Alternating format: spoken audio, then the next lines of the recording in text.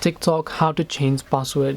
Hey everyone, welcome back to our channel. In today's video I will guide you on how you can change password on TikTok, so make sure to watch the video till the very end. So if you'd like to change your password on TikTok, all you have to do is go ahead and launch the TikTok application here.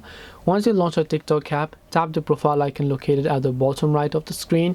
Tap the three lines option from the top right hand side of the screen, and here you'll find the option called settings and privacy, so make sure to tap on it. Once you tap on the option known as settings and privacy, what you want to do from here is you'll be able to see all these sorts of various options. So you want to make sure to tap the account option, tap on password. First of all, make sure to verify your phone number over here. Once you have verified the phone number that has been sent to your phone, you should be able to go ahead and enter them, and it will take you to the new page where you can simply choose a new password. This way you can change password on TikTok. Hope this video was very helpful. If you have got any questions, feel free to leave them down below. Thank you for watching till the end of the tutorial, and see you soon in our next video.